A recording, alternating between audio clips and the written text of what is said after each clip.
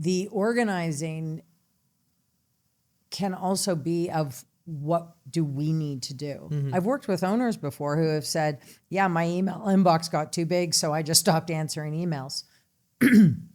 That's one way to do it. Well, it is one way to do it. But here's the thing. If you're going to do that, that's fine.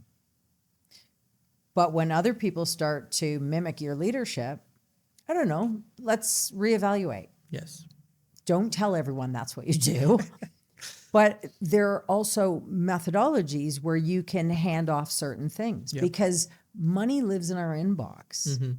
And email is one of those things that seems to, I mean, I don't know. Ask anyone walking down the street, are you overwhelmed by your email? It's always a yes. Right? So one of the things is figuring out on a personal level, what do I need to do? How do I distribute that money? Because there's invoices or there's clients asking questions, or so there's figuring out how to do it on a personal level so that the business is sustainable, so that you have a process for doing it. But then there's this whole other side that a lot of people don't think about. So imagine you're a business and you have 60 staff and the business has scaled and grown, and the question is, what is the process you all follow for processing your emails? Okay. And a lot of people don't like to talk about someone who is a key player getting hit by a bus, but that's why you have key person insurance. So I'm not bringing up something that is unrealistic. Insurance companies insure people for this. Yep. So think about it from your inbox perspective. You know, is there a methodology in which the company can create this agreed upon process for how we label folders? Are they client folders? How quickly do we respond? People's inboxes in a business environment should not be a personal place. Anyone should be able to go into your inbox if you take ill, if you're on vacation, and have the confidence that you're all responding in the same manner. I have seen so many people who have had their client lists taken. That's a technical protection issue as well, but so much information lives in email. And it's so incredibly important, and it's so monetarily tethered to how the business succeeds. So I could go on about this for a while, but the idea is the personal organization. How do we function in our day-to-day so that we have a well-rounded life? Email is crippling people. And it is the hardest thing to watch. And there is no quick answer. Yep. But we need to come up with solutions, because honestly, we don't open our business. We don't do what we do every day so that we feel crippled by our email. And the smaller business owners struggle to go home and say to their partners or loved ones, you know, business is going okay, but I'm just like drowning in email. We can't share that with people who love us because they fear for us. But how does an inbox cripple a business?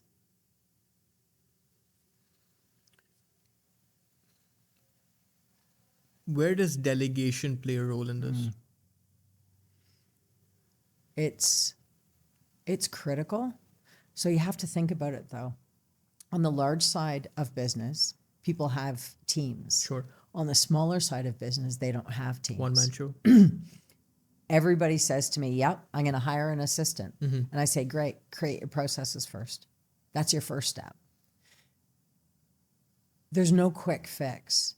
Some assistants, virtual assistants, people who will come into the office, whatever that is, are organized and efficient. Some are just ridiculously agile and efficient. Yep. What do you want for your business?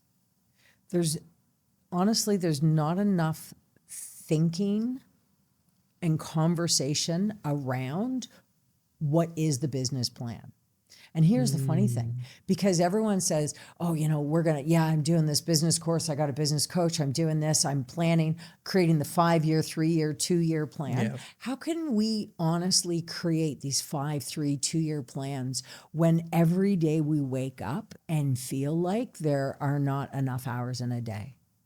Like, that gives me chills when I say that. And it confuses me as well. I mean, so many people I come across, they're like, I've made my 5-year plan. This is what my business coach and I, who I pay $15,000 to. Yeah.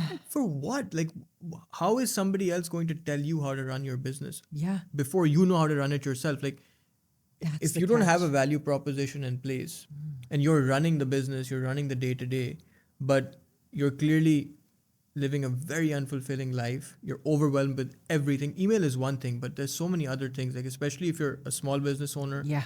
or you're a mom and pop store owner, like there are so many moving parts, especially with social media. Now you have to be a content creator. Yep. Like, this is such an important point to raise, because to your point, we don't know what tomorrow is going to look like, let alone the next 5 years. Yeah. Yeah. It's really nice to say, hey, here's where I'm going. Here's what I'm planning. This is what it's nice for that conversation. But what's the stuff that makes me excited is that there's a happiness quotient to getting up every day, that a team feels empowered, heard, like they're contributors. Like everything we do every day has importance and it has meaning. And I feel that when a team of people say, yep, they're not going to change. Yep, nothing changes around here. Yeah, it's the You hear same all the this time. so often. Oh, it's heartbreaking. Yep. I would prefer to be known for trying to change, right? Like listening to people. It's difficult. And that's, I used to say, what I do is I lift the weight of what isn't working. But I can bring stuff to the table like books do, like CRMs do, like technology does, but it's not a quick fix. Everyone wants to create an automation or a workflow or use AI. And I love this. Recently, I moved and I had to call one of the big tech companies for my internet. And I got so frustrated at the bot because I thought, who trained this bot? Yeah. No one, I'm confident no one went through a Q&A with the bot saying, if you were a human moving and needed to move your internet, what would be the most common questions you would ask? They weren't there. And I kept doing it, well, because I had to, but also I found it incredibly entertaining. Yeah. But 2 hours later, I'm amused at the lack of efficiency that this great use of technology has caused a customer. You might lose a customer. Yeah. So if you think an SME, sure, let them work in that competitive world. But if you're anyone in the middle of 300,000 to, I don't know, 6, 7, 8, 10 million, you can't do that. Yep. You can't risk it. You cannot risk it because someone else out there is going to have a better bot and make themselves look better, and they're still not going to be the solution. Yep.